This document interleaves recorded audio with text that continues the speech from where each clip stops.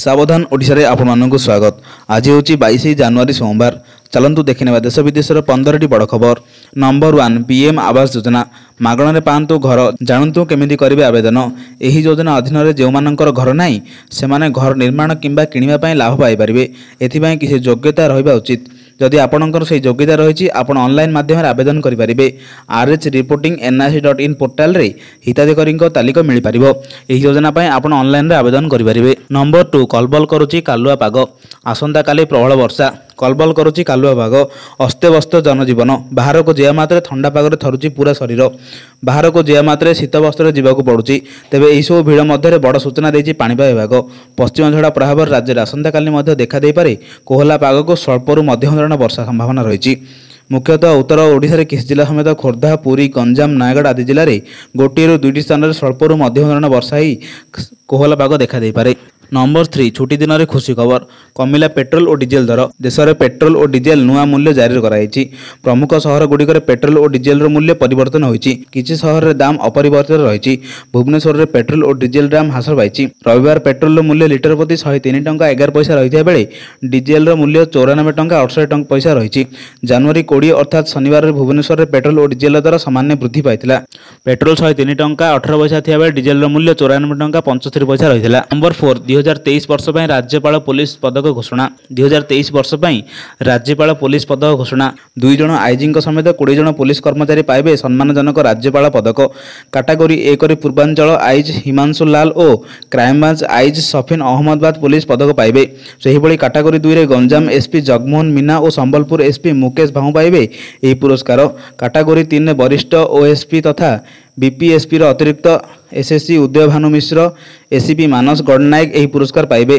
Category 4 क्रमे crime branch inspector Anil Anand Ganjam Patapur थाना inspector Sabyasachi Mal Sambalpur vigilance division inspector Hemamalini Nayak पदक पाइबे। कैटेगरी 5 रे SI Dilip Nayak Bhubaneswar commissionerate police SIB Jugal Charan Swain Sambalpur vigilance division SI Sanjay Pattanayak police पदक पाइबे। नंबर 5 राम मंदिर प्राण प्रतिष्ठा पर होई पारे बड़ घोषणा। देशवासी को मिलिब 2टी बड़ उपहार। नवा वर्ष में मोदी सरकार कर्मचारी को 2टी बड़ फायदा दे पारंती। जनवरी जून अवधि पाई केंद्र सरकार महंगा भत्ता वृद्धि कर पारंती। प्रतिवर्ष केंद्र सरकार जनवरी जून पर्यंत 6 मास कर्मचारी को बड़ उपहार देई थांती। एहा फଳରେ 48 लाख रु अधिक केंद्र कर्मचारी और 68 लाख पेंशनधारी उपकृत होती। तेबे सूचना मुताबक 2024 वर्ष जनवरी जून अवधि में केंद्र सरकार महंगा भत्तार वृद्धि करिपारंती। आसंता वर्ष एप्रिल मे मास पर्यंत लोकसभा निर्वाचन होगाकू जाउची। तेणु ए परिस्थिति रे केंद्र सरकार डीए वृद्धि को एक बड़ निष्पत्ति नहीं पारंती। तेबे केंद्र सरकार नवा वर्ष आरंभ लक्ष लक्ष कर्मचारी को यही खुशी खबर दे पारंती। नंबर 6 एणिकी द्वादश सह एकादश रे भी हेबो बोर्ड परीक्षा। मेडिकल और इंजीनियरिंग प्रवेशिका पई प्रस्तुति करा जायथिबा छात्रछात्री माननकू आगको रहिबनी द्वादश श्रेणी बोर्ड परीक्षा चाप। 2025 शिक्षा वर्ष रु एकादश श्रेणी रे भी हेबो बोर्ड परीक्षा। एकादश रे बोर्ड परीक्षा हेबो कि नहीं यह एबे छात्र छात्री मानको इच्छाधीन। जो माने एकादश रे बोर्ड परीक्षा रे भल मार्क रखिथिबे द्वादश बोर्ड रे भल न कले भी एकादश रे मार्क को चूड़ांत मार्क भाव चयन करि परिबे। एहा द्वारा मेडिकल और इंजीनियरिंग प्रवेश के पई प्रस्तुति करथिबा छात्र छात्री ऊपर आ बोर्ड परीक्षा प्रदर्शन को नहीं टेंशन रहिबो नहीं। सेमाने प्रवेशिका परीक्षा उपर अधिक फोकस करि परिबे। एही निष्पत्ति को स्वागत करचंती शिक्षाविद छात्र छात्री और अभिभावक। नंबर 7 LIC लॉन्च कला नुआ प्लान। मिलिबो लाइफ टाइम इनकम रो ग्यारंटी। संपूर्ण जानतु तथ्य। सरकारी बीमा कंपनी LIC यह नूतन बीमा योजना आरंभ करिछि। LIC रो एही योजना हेउछि एक सुनिश्चित आय वार्षिक योजना। एहर नाम LIC जीवन धर 2 रखा जायछि। एक नूतन प्रेस विज्ञप्ति रे LIC एही नुआ योजना विषय रे सूचना दैछि। कंपनी एक अंशग्रहण योजना। एही योजना सोमवार ठारू उपलब्ध हेबो। एहर अर्थ सोमवार ठारू एही योजना क्रय करा जिवो। कंपनी कहि जे एही योजना रे जे कोनसी प्रकार ऑनलाइन किबा ऑफलाइन किन दे परिबो। LIC रो एही वार्षिक योजना किनिया पय सर्वनिम्न बयस 20 वर्ष रहिथिया बेले वार्षिक विकल्प अनुसार सर्वाधिक बयस सीमा स्थिर करा जिवो।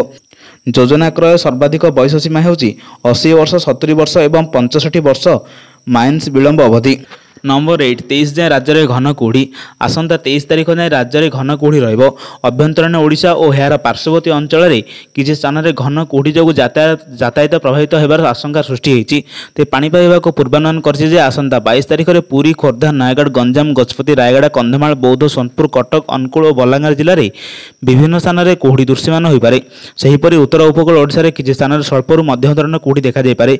23 पुरी खोर्धा नयगढ़ गंजाम गजपति केन्द्रापड़ा जगतसिंहपुर ବ୍ରହ୍ମପୁର, କଟକ, ଢେଙ୍କାନାଳ, ବଲାଙ୍ଗୀର ଓ କଳାହାଣ୍ଡିରେ କିଛି ସ୍ଥାନରେ ସକାଳୁ ଘନ କୁହୁଡ଼ି ରହିବାର ସମ୍ଭାବନା ରହିଛି। ନମ୍ବର 9 ପୁଣି ଦୁର୍ଘଟଣା, ପାହାଡ଼ରେ ପିଟିଗଲା ଯାତ୍ରୀବାହୀ ବିମାନ। ଏକ ଯାତ୍ରୀବାହୀ ବିମାନ ଉତ୍ତର ପୂର୍ବ ଆଫଗାନିସ୍ତାନ ଦୁର୍ଘଟଣା ହୋଇଛି। ଏକ ପର୍ବତରେ ପିଟିବା ଫଳରେ ଦୁର୍ଘଟଣା ଘଟିଥିବା ଜଣାପଡ଼ିଛି। ତାଜିକିସ୍ତାନ ଏବଂ ପାକିସ୍ତାନ ସୀମାବର୍ତ୍ତୀ ବାଧକନାରେ ପ୍ରବେଶ ଦୁର୍ଘଟଣା ହୋଇଛି, କିନ୍ତୁ ଦୁର୍ଘଟଣାର ପ୍ରକୃତ ସ୍ଥାନ କେଉଁଠାରେ ତାହା ସଠିକ୍ ଭାବେ ଜଣାପଡ଼ିନାହିଁ। ଦୁର୍ଘଟଣାଗ୍ରସ୍ତ ବିମାନକୁ ଠାବ କରିବାକୁ ଉଦ୍ୟମ କରାଯାଇଛି। ଘଟଣାସ୍ଥଳକୁ ଉଦ୍ଧାରକାରୀ ଟିମ୍ ପଠାଯାଇଛି। ଏନେଇ ଆଫଗାନିସ୍ତାନ ସରକାର ସୂଚନା ଦେଇଛନ୍ତି। ଆଜି ସକାଳୁ ସକାଳୁ ଏହି ଦୁର୍ଘଟଣା ଘଟିଛି। ଏନେଇ ପ୍ରାଦେଶିକ ସୂଚନା ବିଭାଗର ମୁଖ୍ୟ ପ୍ରତିକ୍ରିୟା ରଖିଛନ୍ତି।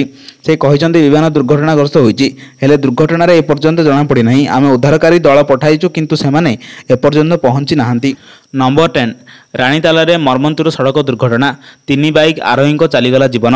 ଭଦ୍ରକର ରାଣୀତାଲା ହାଇଟେକ୍ କଲେଜ ନିକଟରେ ଏକ ମର୍ମନ୍ତୁର ସଡ଼କ ଦୁର୍ଘଟଣା ହୋଇଛି। ବାଲେଶ୍ୱର ଆଡ଼ୁ ଆସୁଥିବା ଏହି ଟ୍ରକ୍ 3 ବାଇକ୍ ଆରୋହୀଙ୍କୁ ପଛପଟୁ ଧକ୍କା ଦେବାରୁ ଘଟଣାସ୍ଥଳରେ 3 ଜଣଙ୍କର ମୃତ୍ୟୁ ହୋଇଛି।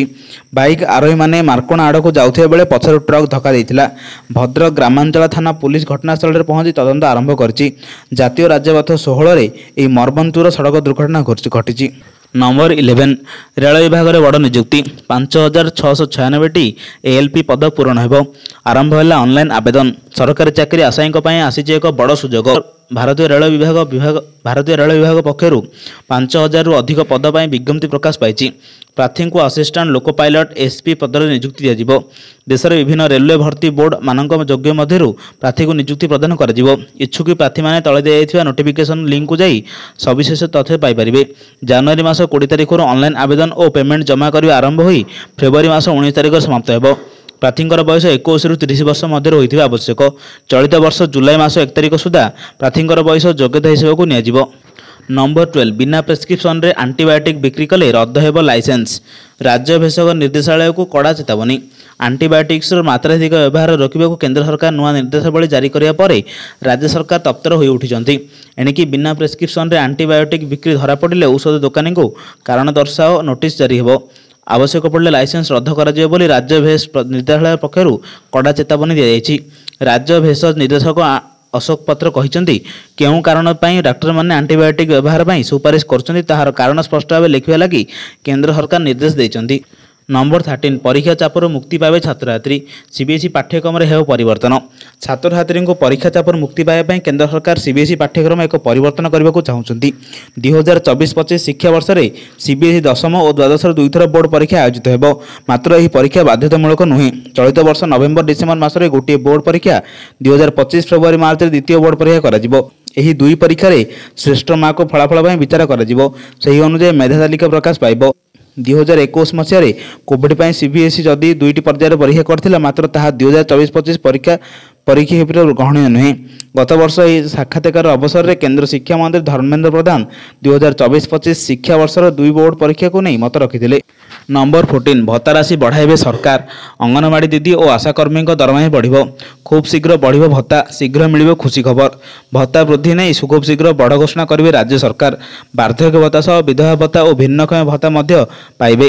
ସେହିଭଳି ଆଶାକର୍ମୀ, ଅଙ୍ଗନବାଡ଼ି ଦିଦି, ଜଳସାଥୀ ଭଳି ବିଭିନ୍ନ କର୍ମକର୍ତ୍ତାଙ୍କ ଦରମା ଓ ବୃଦ୍ଧି କରାଯିବ। ଏନେଇ ସୂଚନା ଦେଇଛନ୍ତି 5T ଅଧ୍ୟକ୍ଷ VK କାର୍ତ୍ତିକ ପାଣ୍ଡିଆନ। ରାଜ୍ୟରେ କାର୍ଯ୍ୟରତ ଲକ୍ଷ ଲକ୍ଷ ଆଶାକର୍ମୀ, ଅଙ୍ଗନବାଡ଼ି ଦିଦି, ଜଳସାଥୀ ଏବଂ ପେନ୍ସନଭୋଗୀଙ୍କ ପାଇଁ ଖୁସି ଖବର। ଖୁବ୍ ଶୀଘ୍ର ଭତ୍ତା ଟଙ୍କା ବୃଦ୍ଧି କରିବାକୁ ଯାଉଛନ୍ତି ରାଜ୍ୟ ସରକାର। କେବଳ ସେତିକି ନୁହେଁ, ଅଙ୍ଗନବାଡ଼ି ସହାୟତା ଓ ଏ ବ୍ୟବସ୍ଥାର ଅଧିକ ଅନ୍ୟ କର୍ମୀଙ୍କ ଦରମା ମଧ୍ୟ ବୃଦ୍ଧି କରାଯିବ। ନମ୍ବର 15 ରାମ ମନ୍ଦିର ପ୍ରାଣ ପ୍ରତିଷ୍ଠା, ଓଡ଼ିଶା ଦେଇ ଗଡ଼ିବ 4 ଆସ୍ଥା ଟ୍ରେନ୍। ରାମ ମନ୍ଦିର ପ୍ରାଣ ପ୍ରତିଷ୍ଠା, ରାମ ମନ୍ଦିର ଉଦ୍ଘାଟନ ଓ ରାମଲାଲାଙ୍କ ପ୍ରାଣ ପ୍ରତିଷ୍ଠା ପାଇଁ ଉତ୍ସବ ମୁଖର ସାରା ଦେଶ। ଦେଶ ବିଦେଶରୁ ଲକ୍ଷ ଲକ୍ଷ ଭକ୍ତ ଅଯୋଧ୍ୟା ଗସ୍ତ କରୁଛନ୍ତି। ଏନେଇ ପୂର୍ବତଟ ରେଳପଥ ପକ୍ଷରୁ କରାଯାଇଛି ସ୍ୱତନ୍ତ୍ର ବ୍ୟବସ୍ଥା। ଭକ୍ତଙ୍କ ଗମନାଗମନକୁ ସରଳ କରିବା ପାଇଁ ପୂର୍ବତନ ରେଳପଥ ଅନେକ ଟ୍ରେନ୍ ଚଳାଇବେ। ସେଥିମଧ୍ୟରୁ ଓଡ଼ିଶା ଦେଇ କରିବ 4ଟି ଆସ୍ଥା ଏକ୍ସପ୍ରେସ୍। ଏହା ବିଭିନ୍ନ ଷ୍ଟେସନ ଦେଇ ଓଡ଼ିଶାକୁ ସିଧାସଳଖ ଅଯୋଧ୍ୟା ସହ ସଂଯୋଗ କରିବ। ସୂଚନା ମୁତାବକ ଗୋଟିଏ ଆସ୍ଥା ଏକ୍ସପ୍ରେସ୍ ଆସନ୍ତା 31 ତାରିଖରେ ଆନ୍ଧ୍ରପ୍ରଦେଶର ଗୁଣ୍ଠୁରରୁ ବାହାରି ଓଡ଼ିଶାର ବିଭିନ୍ନ ଷ୍ଟେସନ ଦେଇ ଅଯୋଧ୍ୟା ଧାମ ଗଡ଼ିବ। ଓଡ଼ିଶାରେ ବ୍ରହ୍ମପୁର, ଛତ୍ରପୁର, ବାଲୁଗାଁ, ଖୋର୍ଦ୍ଧାରୋଡ଼, ଭୁବନେଶ୍ୱର, ନରାଜ, ମାର୍ଥପୁର, ଢେଙ୍କାନାଳ, ଅନୁଗୁଳ, ବାଇଣ୍ଡା, ରେଡ଼ାଖୋଲ, ସମ୍ବଲପୁର, ଝାରସୁଗୁଡ଼ା ରୋଡ଼ ଇଫ୍ ଷ୍ଟେସନରେ ରହିବ। ସେହିପରି ଟ୍ରେନ୍ ଫେବୃଆରୀ 3 ତାରିଖରେ ଅଯୋଧ୍ୟା ଧାମ ଛାଡ଼ି ଓଡ଼ିଶା ପୁଣି ଗୁଣ୍ଠୁରରେ ପହଞ୍ଚିବ। ଏହିଭଳି ଲାଟେଷ୍ଟ ଦେଶ ବିଦେଶ ଖବର ପାଇବା ପାଇଁ ଆମ ଚ୍ୟାନେଲ ସହ ଯୋଡ଼ି ରୁହନ୍ତୁ। ବ୍ୟୁରୋ ରିପୋର୍ଟ, ସାବଧାନ ଓଡ଼ିଶା।